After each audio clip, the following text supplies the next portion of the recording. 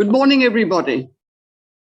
Lovely to have a nice big group present here in the hall, and welcome to all of those who are joining us on Zoom as well. It's my great pleasure to introduce to you this morning Judy George.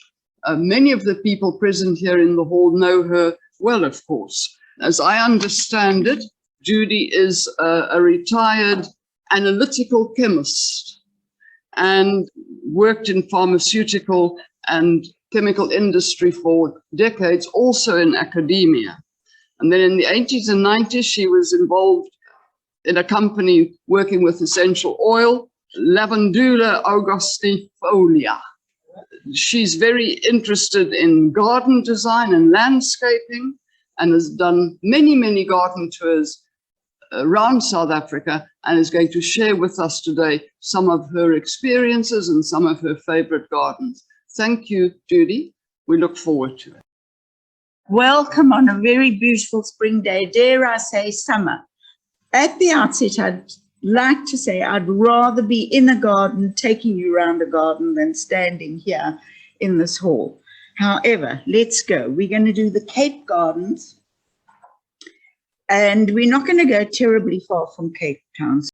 Okay, so here's the map. And of course, we're down at the bottom in the Cape Peninsula. And this is where it all started, right in that beautiful valley below Table Mountain. And what did Jan van Riebeeck see? This fertile valley. And he knew he needed fresh fruit and vegetables for his troops and the sailors, so he started a garden. He planted vegetables, and I dare say 1652 and onwards, that was the very first garden in the Cape. This is a modern view of Table Mountain and Table Bay, actually taken by my son from his wife's office in Cape Town. Now, these are the gardens. These are the company gardens. It's quite a recent photograph. You can see well-wooded, lovely trees, well set out streams. The mountain streams have been canalized by now, and it's all going very well. There are the vegetables, vines, and all sorts of beautiful things to feed the sailors. I urge you to go and have a look, because there's a lovely little restaurant under the ficus trees, and you can get quite a nice lunch there. Right, so now we're going to walk up Government Avenue, and we've passed the art gallery on our left and the museum on our right. And what do we come to? These amazing pillars known as the Prince of Wales pillars, the entrance to the Mount Nelson Hotel. It's a landmark in Cape Town. You all know it well. And they're called the Prince of Wales pillars because they were building them, but then the Prince of Wales actually decided to visit. We're talking about 1925, and they decided to call them the Prince of Wales entrance. Now, does anybody know the names of the avenue of wonderful palm trees? They are the Canary palm trees, and they were planted at the same time, and it really does make a wonderful statement. Right, there she is, the Nelly in all her glory. She had several owners, and one of the very first owners, Sir Hamilton Ross, used it as a family home, and he was the one, he and his family, planted the garden. They also had a beautiful deer park. And later, as you all know, Sir Donald Curry bought it 1890. He was the owner of the Union Castle shipping line, and he set about turning it into a very grand hotel. Several very important visitors were staying there. Winston Churchill stayed there, and this is what he had to say: a most excellent, well-appointed establishment, which may be thoroughly appreciated after a long sea voyage. So on we go. The planting of the Mount Nelson is mainly pinks and whites. And you will see here in this photograph, beautiful pink hibiscus, lots of pink and pastel shade hydrangeas, again the ubiquitous palm trees and neatly clipped hedges. It's all very tranquil. But now, did you know what's behind the hotel? Behind the hotel are a cluster of Victorian cottages. There they are, they've been refurbished, and they've got delightful names like Honeysuckle, Rose, and Lavender Cottage. So the dear old Nellie, she does survive. She did close down during the pandemic, but she's fully open again. Now we go round the corner into the southern suburbs, and there's beautiful Groote Schuur. Groote Schuur, of course, the home of Cecil John Rhodes and his architect, Herbert Baker, later Sir Herbert Baker. Now, apparently they met riding in the Newlands Forest. Just by chance, one day they met riding, and Rhodes invited Baker to come to dinner and then said, please, will you be my architect? So it was a wonderful meeting and a fantastic career, which lasted many years, first in the Cape and then in the Transvaal, and then, of course, he went on to New Delhi. You'll see the broad plantings of red cannas. When last have you seen plantings of cannas like that? And big beds of roses. But the piece de resistance of Groote Schuur is the Horseshoe Hydrangea Bed. So now the gardener at Groote Schuur came to Rhodes and said, look, I've got a few hydrangeas. Shall we put a bed over there? And Cecil John Rhodes said, no, I'd like a horseshoe of hydrangeas. And that's what they looked like in their heyday. All blues and set against the mountain backdrop like that. You can go to Groote Schuur now. You can do a little tour. I think it's on a Wednesday morning. I went about 10 years ago. It's very nicely done. You can have tea in the drawing room. They even take you upstairs to see the famous granite bath in his bathroom. And the views are really quite superb. The hydrangea horseshoe doesn't quite look like that anymore. Right, let's press on. Now we go to Stellenberg. Stellenberg down in Kenilworth, a glorious Cape Dutch home owned by the Ovenstone family. And Sandy Ovenstone is a wonderful gardener, very passionate. When she took me around, she just skipped along and said, look at this and look at that, and all the plants. But I wonder how many of you know that she decided to put in a David Hicks garden. Now, David Hicks was at the height of his fame at this time. He was a very fashionable English landscape gardener. And when the Ovenstones asked him to do the garden, this was his reply. My philosophy of design by David Hicks. I'm pulsating with ideas.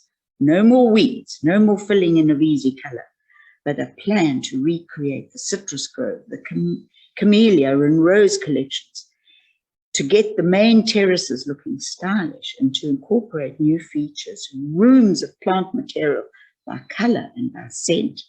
I will create tunnels of wisteria, walls of jasmine, fountains of different water sounds, surprises, drama, imaginations, but nothing too elaborate.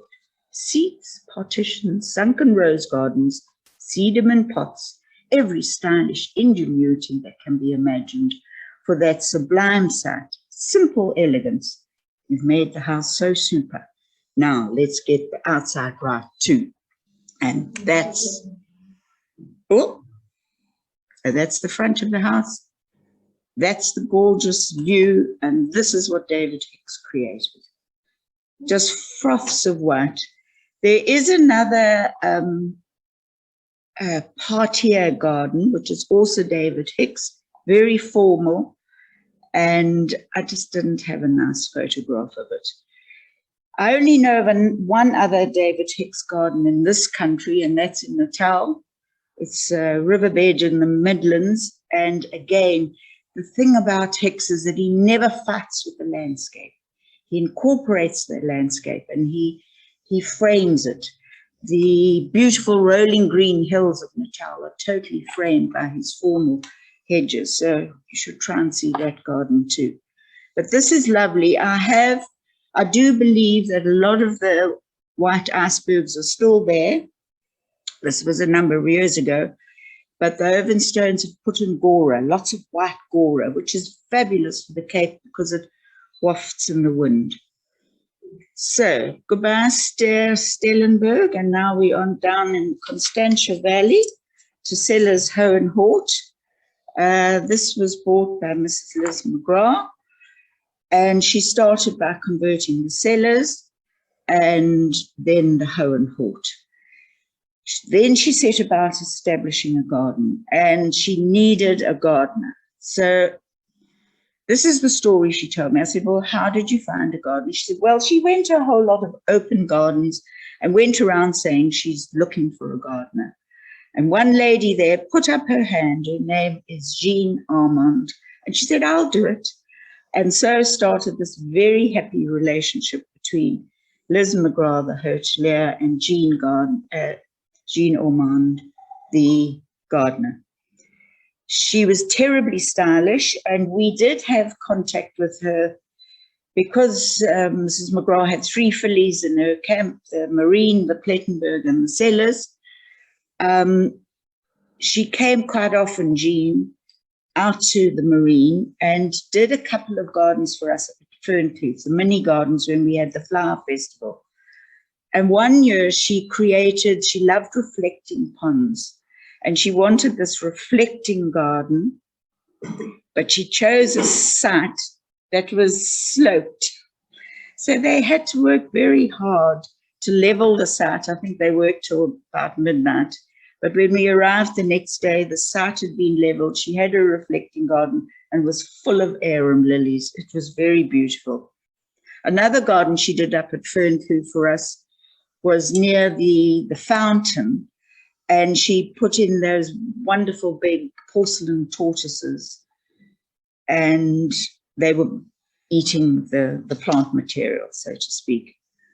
Grand lady, she has retired now, but here are some of her creations.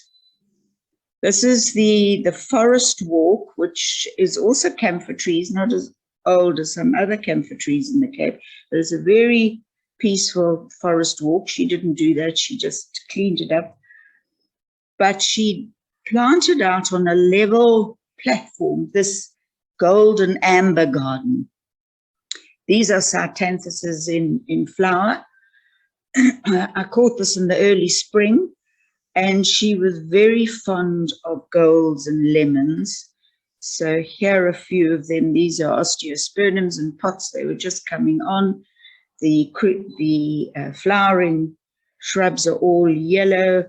See the yellow privet beautifully clipped, and lovely lots of yellow amber daylilies, and a little knot garden all in ambers and yellows.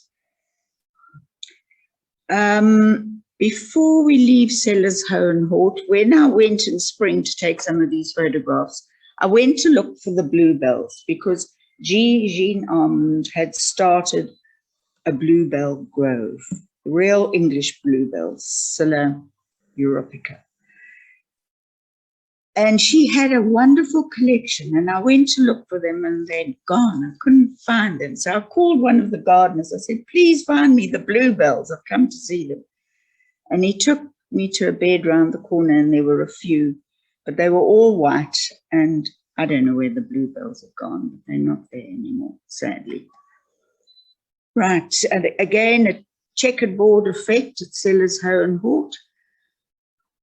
And now we go further afield up to Ida's Valley to beautiful Rustenburg, planted out with wonderful oaks, mainly.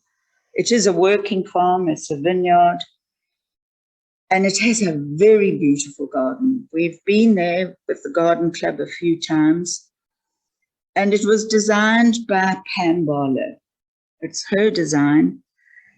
And when I first came to the Cape, and I didn't know any of the Cape Gardens, I took myself off to a lecture at Stellenbosch by a lady called Marilyn Abbott. Now, Marilyn Abbott has two magnificent gardens in two hemispheres, one in England, southern, and one in Australia. And her philosophy is to garden with color, groupings of color. And she's very keen on Persian carpet textures, lots of purples and cerises together. So it was a fascinating lecture on how to garden with color.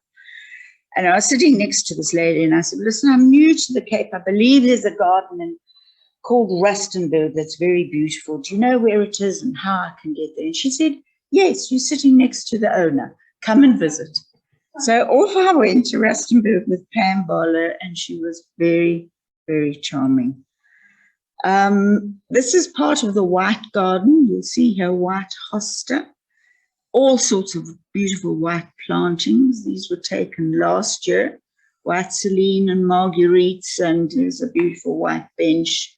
White gardens are very in. But just between you and me, I don't think white gardens translate very well in Africa. They're marvelous in England or the Northern Hemisphere life, but in Africa, it gets a bit lost. Anyway, it is very beautiful, like the Stellenberg white garden is lovely too. And now, I wonder if anyone knows what this tree is. You gardeners here, does anyone know? This is a Paulina tomentosa. Paulina, P-A-W-L-I-N,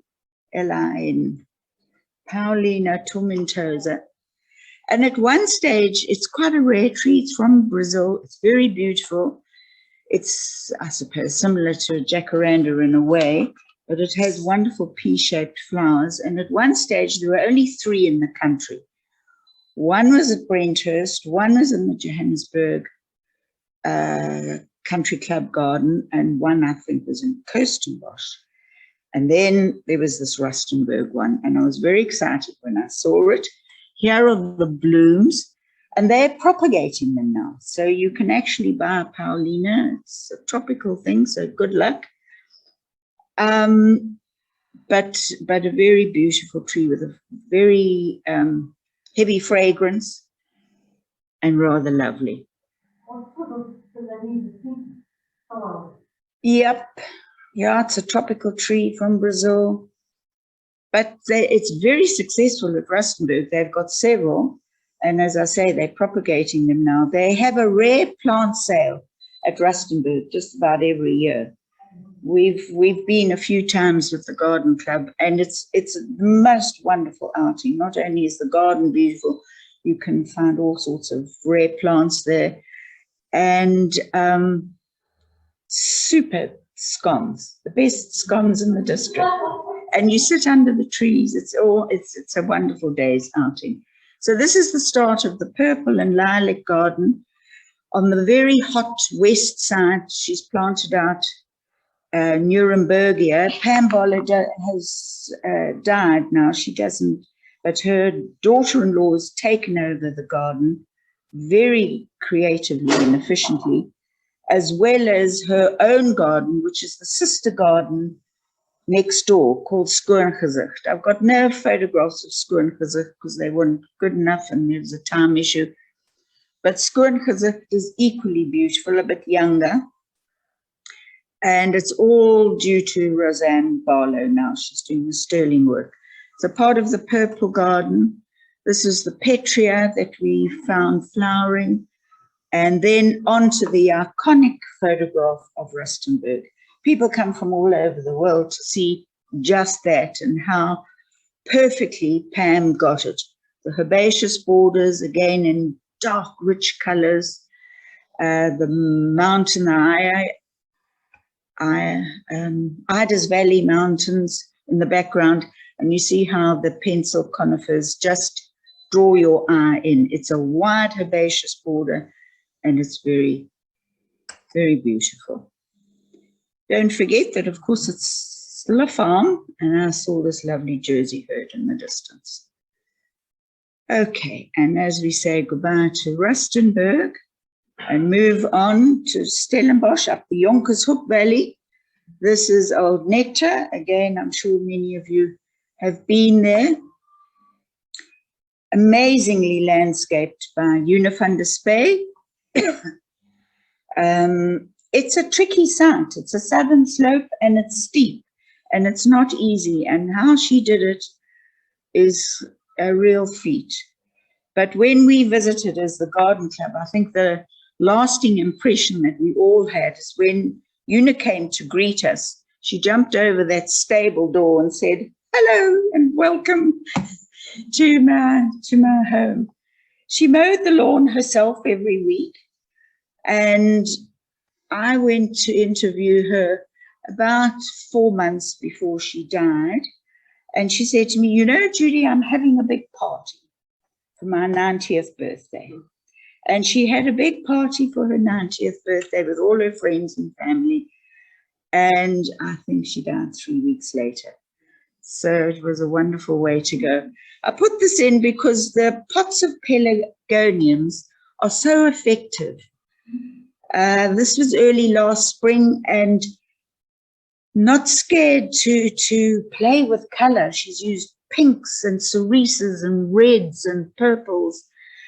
And the garden's now been looked after very well by her son, Peter van der Spey. He's doing a grand job. So there the pelargoniums again looking southwards towards the mountain.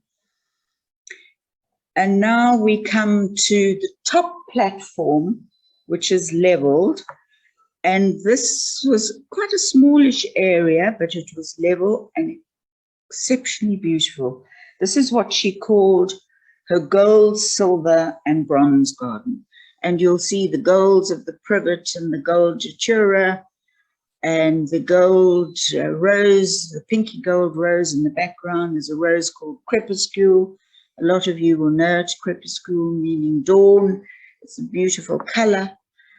And the silver helichrysums, the bronze canna leaves, there are dioramas there, and there's a twinkling fountain. It's a very beautiful little spot.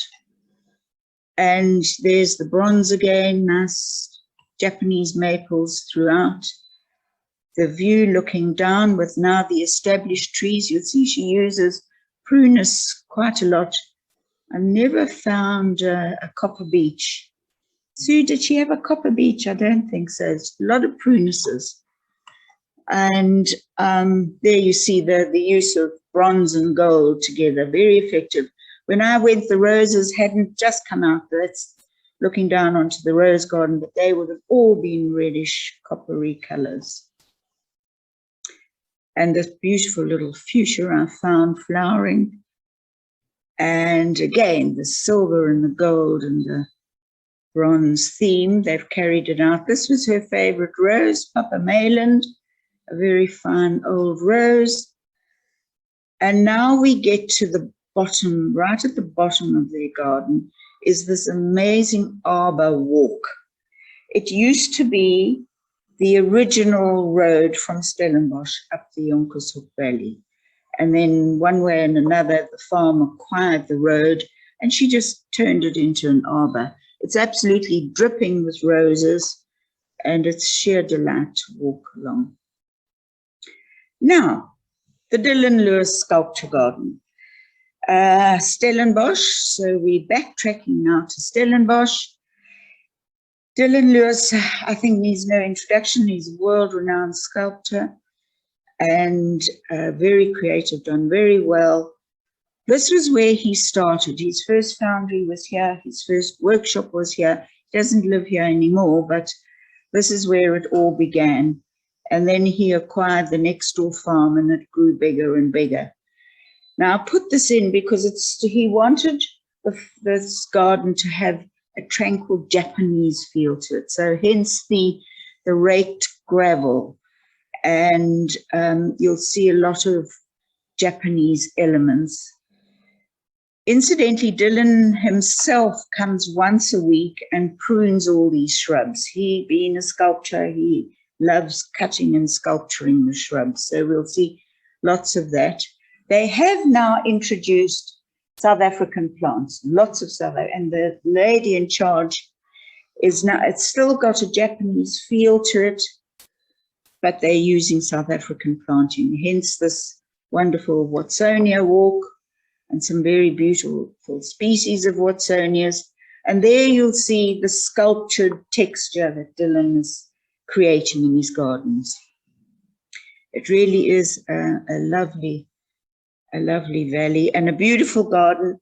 It's a bit expensive to go, but treat yourselves. I think it's about 130 Rand to get in, but you need at least half a day, if not a day, and enjoy it. They do it very tastefully. You can go in all walks of weather. They'll supply you with Wellingtons if it's misty and your shoes are wrong, and if you're too hot, they'll give you a parasol, and it's a lovely experience. Now, you'll all recognize that beautiful sculpture. It's one of the sculptures. This is in the Dylan Lewis Garden, but that copy of that is at the entrance to Kirstenbosch.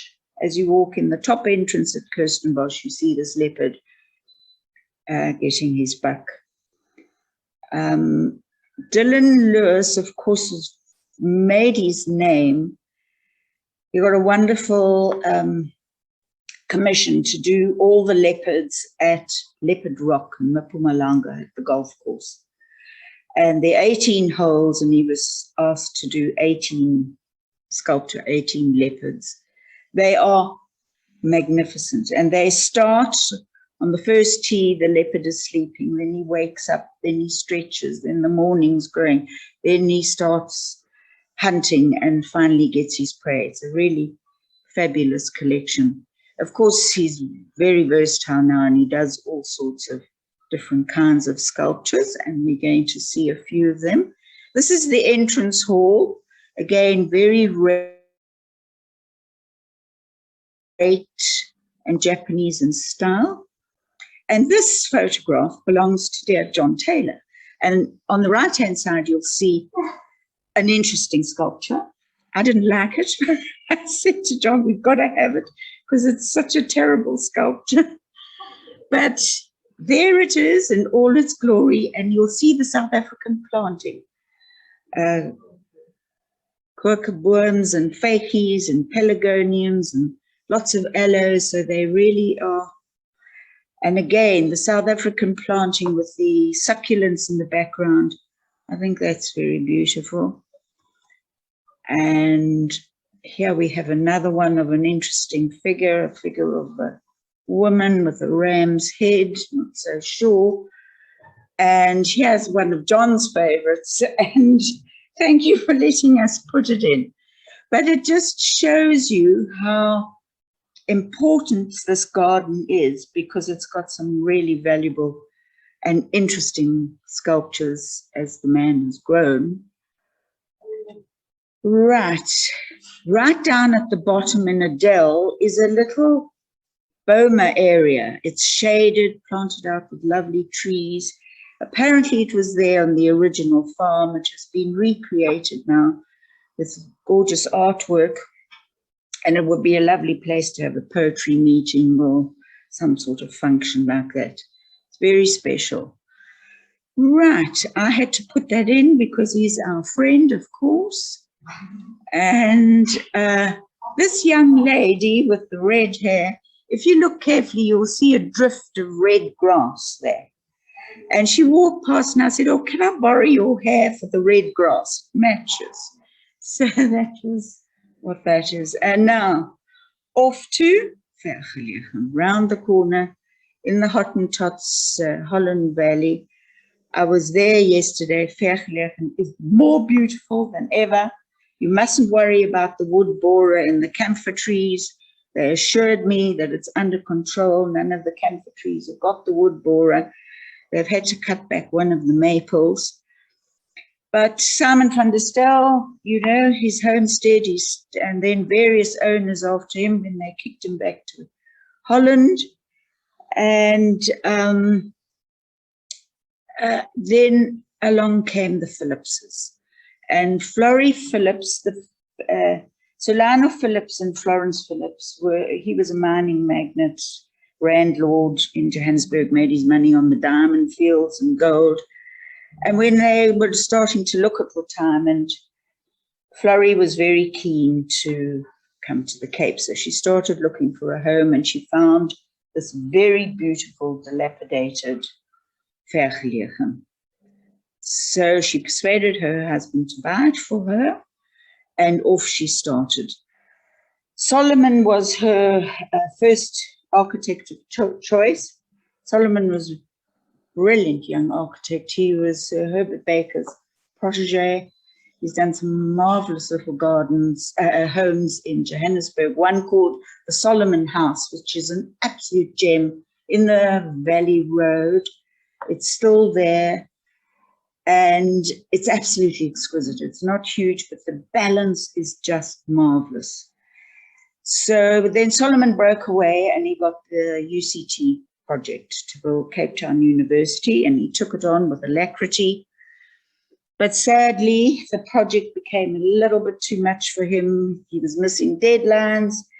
The weather was foul. It was a Cape winter, and he wasn't coping. He was living at this stage at the Woolsack. The Woolsack is on the Rhodes estate, and he was living there. And sadly, he went upstairs and blew his brains out.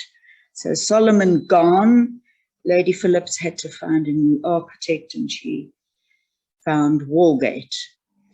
And Walgate and Lady Phillips, with her badgering him all the way, I think have done quite a good job. So that's an older photograph. This is the original Simon van der Stel layout with the Octagonal Garden. The top one is the main homesteads facing towards the Hohenhought Holland Mountains, and the other one, the lesser homesteaders, got the Hohenhought Holland Mountains in the background. The walls still exist, and the Octagonal Garden has some very fine camphor trees in it, and flowering cherries and maples and all sorts of lovely things. It was, of course, where they herded the cattle in every night originally to keep away from the leopards. Now, that's pretty much Vergelegen as it is today. You'll see the color of the walls is not white. Lady Phillips was very particular in getting it right. And when she did her research, they realized that the limestone would have come from shells in the district, and the shells would have been partly colored pinky yellow.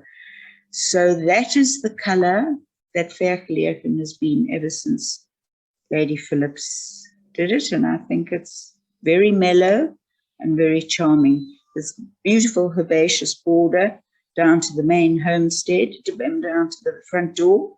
That is actually the back door, because originally the front door was on the camphor tree side. And if you stand there and look up, you'd look up at the Hohenhought Holland Mountains. Wonderful view. Now, this is the shot that John has photoshopped, haven't you? Yes. Yes, I wanted this shot because it does show the camphor trees, but it didn't have the urns in. Now, these urns are particularly beautiful. They come from Italy. Lady Phillips found them. And John said, "Oh, don't worry, I'll just put them in." So they're the urns. Thank you, John. And again, the camphor trees with the urns. Now, there's an absolute surprise at Vergelegen. Did you know about this? The New River Cafe. I was blown away. My daughter sent me these photographs. So I went to look for myself this weekend. And right on the Lawrence River is this pop-up restaurant. It's like a conservatory. It's decorated in wisteria and hydrangeas, and you can get a jolly good lunch there. And after quite a tiring day looking after open gardens on Saturday, I decided to pop in as all the lunchtime goes and more or less gone. And I said, "Please, could I have a cup of tea?" They looked at me askance and said, "Would a glass of wine do?" So I sat on the banks of the Lawrence and drank wine. And then, you know what? All the directors of Anglo arrive. When the hoi polloi have gone, they come and sit there and have this amazing sight on the banks of the Lawrence River. So it's very booked up and it's booked well in advance. Nice little treat. And now we're going home. And you all know where that is, Fern Kloof. These garden signs are some of my favorite because they've been done by Jim Sweet, beautifully carved into wood and very natural, and I'm very fond of them, indicating where you should go. Now, you all know the history of Fern Kloof. It was established 1952. The municipality took it over. But I like to think that the seed was planted a little bit before that, because it was much earlier, in the early 1900s, that our very own Meester Patterson, William Meester Patterson, who was such an interesting figure in this town, started collecting plants. And he took wildflowers to London. He was secretary of the Horticultural Society, and he took this basket of wildflowers and they were blown away, and he won the cup. So that was actually the seed, the Horticultural Society, and out of that grew the Botanical Society. Now, this was a tour that the Garden Club did earlier this year with Sandy Jenkins leading us. The gardens are, originally they were designed by Harry Wood, and he was a horticulturalist from London, and he did a very fine job of laying out the beds.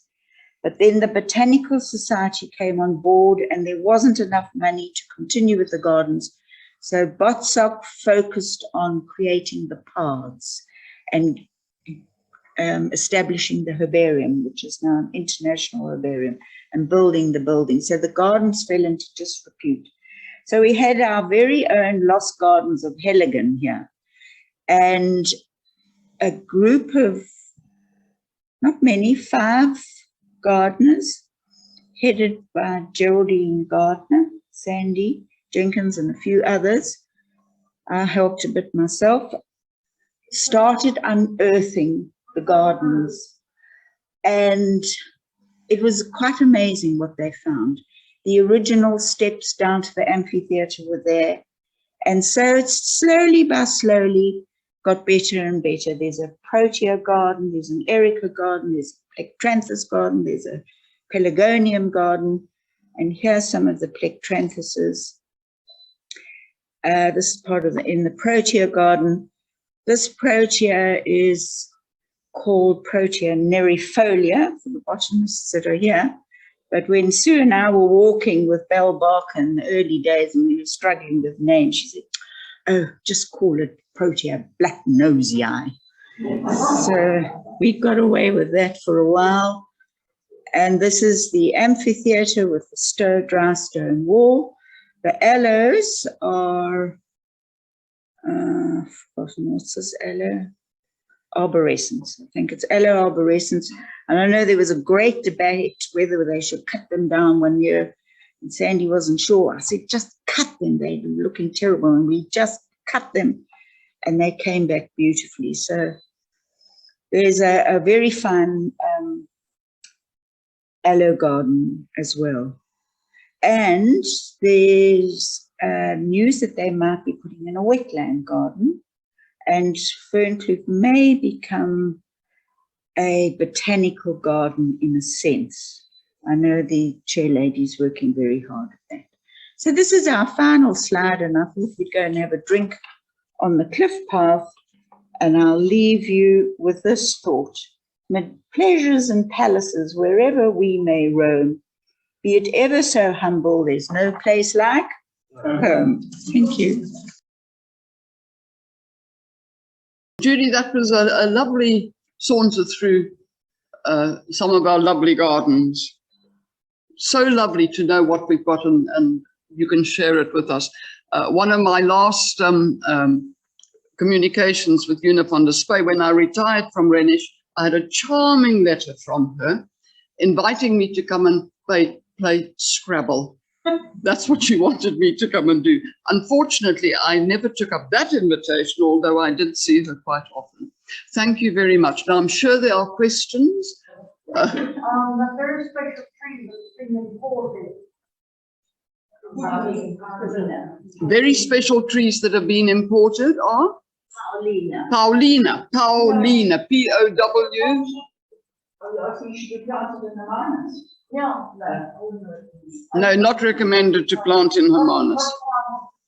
No. Yeah. So the Paulina is not recommended for Hermanus. I go there regularly, but everything else, I don't really know how one gets in. Right, there's a question about the accessibility to these gardens. Judy will answer that. No, you must go. This is the month of October. They're all open. This month alone, the Elgin Gardens will be open.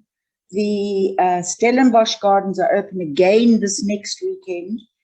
The Franschhoek Gardens are open towards the end of the month. And I know Rustenburg will be open for a rare plant sale. Yes, they'll all be advertised, yeah. And you can phone me for details. I've got most of them. Get out and go, because they're all gorgeous at the moment. And I've heard Stellenberg is going to open this year, maybe November, and Sellers Hohenhought is also opening. Yeah, I think that the ladies that did these gardens, mainly ladies, were quite incredible at the turn of the century. And they were feisty and determined to get their way, especially Lady Florrie Phillips. I mean, when poor old when the Walgate finishing of Fairfield came to an end, Lady Phillips famously said to her architect, now Vergeleggen's finished, so that's it, project done. And Walgate turned round and said, Lady Phillips, now that I'm no longer your architect, please may I be your friend? Yeah.